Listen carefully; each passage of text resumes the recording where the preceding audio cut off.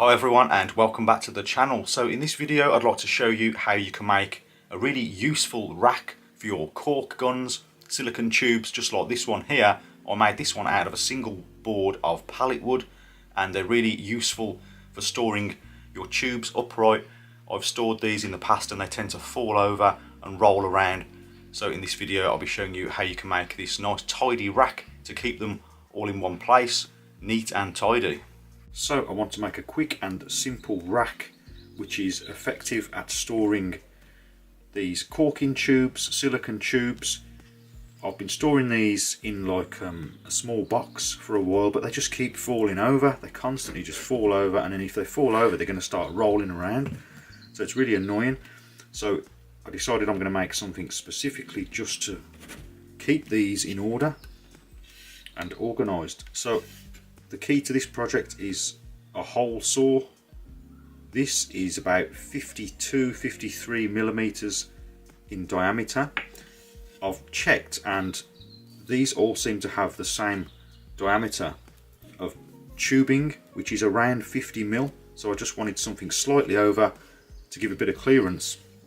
So this is slightly over, and I'm going to use this to drill holes in this piece of pallet wood, and then these are going to slot down into the rack, and you'll see how that goes later on. So I'm going to use this one length of pallet wood and start marking up for the top and bottom pieces and the two sides. So there's 4 pieces in total, using the speed square, and I could get these pieces cut out on the miter saw. Once I cut the bottom length, I could use that as a template to cut the top length.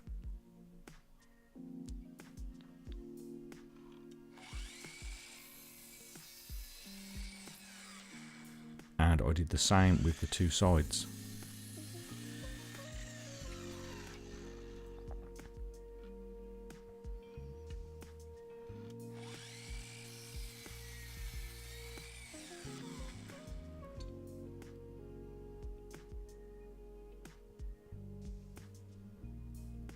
So now with the ruler I could mark out where these holes are going to go. I'm giving a 2.5 centimeter gap each end, and this is the top section, and then I'm adding the 5.5 centimeter gap for each hole, and then a 1 centimeter gap in between each hole.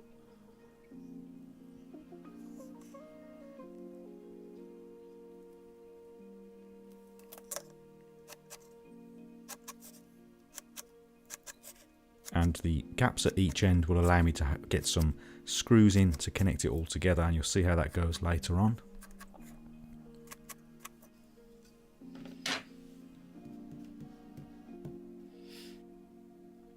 Now to find center points for where the hole saw is going to go, I'm measuring halfway in between each section, each 55 mil section, and then I can make a mark vertically, and then using the combination square I found the center horizontally, and I can make a cross and then mark each point with the awl.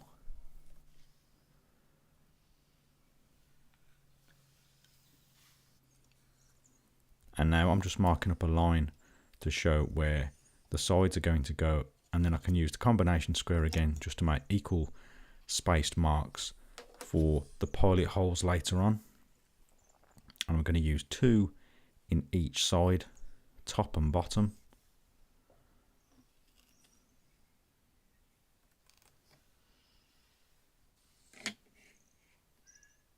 And then I could transfer those markings just to the bottom piece, because there's going to be 2 more screws each side holding the bottom on.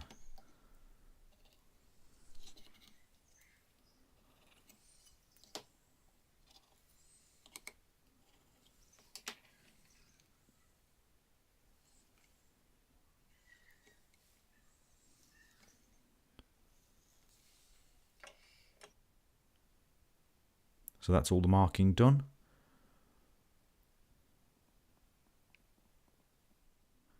Then I just used a larger drill bit, about 6 mil, to make some small holes in those awl marks, just to make the hole saw a bit easier to follow the center point, as it has quite a thick drill bit inside it, as you can see here. So now on to drilling the big holes. As you can see, it's much easier to put the hole saw into that pre-made hole.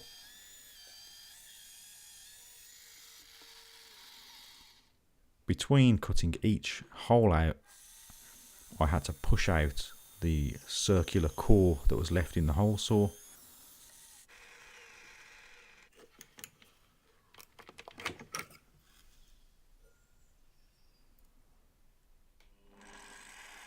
Now to drill the pilot holes for the top piece and the bottom piece, either side, 2 holes ready for assembly.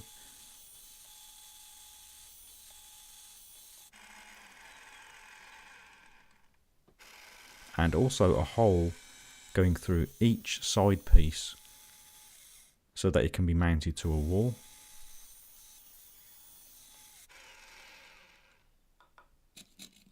Then I could clean up the cuts with a knife and also give them a sanding to make them smooth.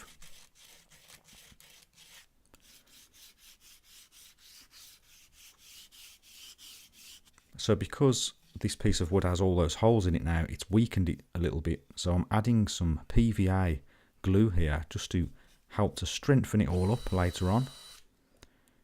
Then I countersunk the pilot holes so that the screw heads sit nice and flush when it's assembled.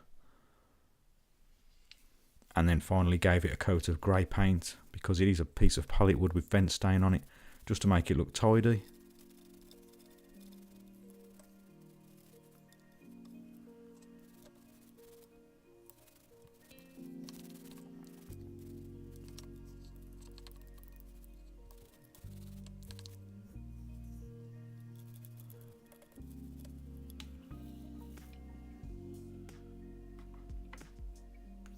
Now for assembly, I'm adding glue to each joint, spreading it around, and then drilling pilot holes through and screwing 2 screws in each corner, just so it's nice and sturdy, as the bottom section, as you can imagine, is holding all the weight of the tubes, of the 6 tubes. And if you drop them in, it can stun it a little bit, so you don't want anything falling apart. So this way it will be nice and strong.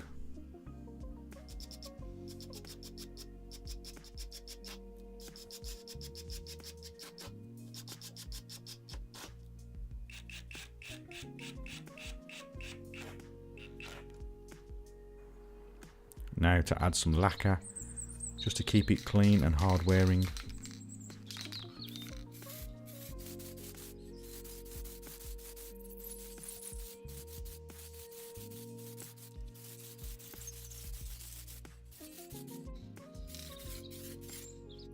Here is the rack all finished and ready to either mount onto a wall or put on a desk or on a shelf.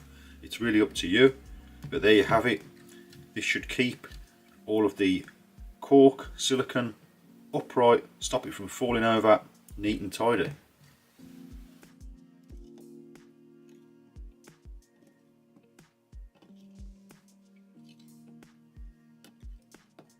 All my silicone tubes are in there. As you can see, works well, keeps everything together, neat, tidy and organised, and it's easy to see which one you want to grab. Okay, so that's about it then for this video. There you have it, a rack that stores all of your silicone tubes. You could make this as long as you wanted. You could just carry it on over this way, and you can put this on a shelf, on a desk, or you can mount it to the wall with the screw holes provided here. I think I'm going to mount mine to the wall, but not yet. I'll leave it for now. I'm just going to think about where I want to put it. Really useful for keeping them all upright, and you can see what's in each tube as well. So you could even put this in a van if you have a lot of tubes stored in your van, on the wall inside the back of your van, to keep everything neat and tidy. And as long as you've got a bit of scrap wood, you can easily make one of these, and you just need a hole saw cutter for the holes at the top. So if you did find this video useful, please remember to like and also consider subscribing for more DIY related videos. And as always, thank you very much for watching, and I'll see you next time.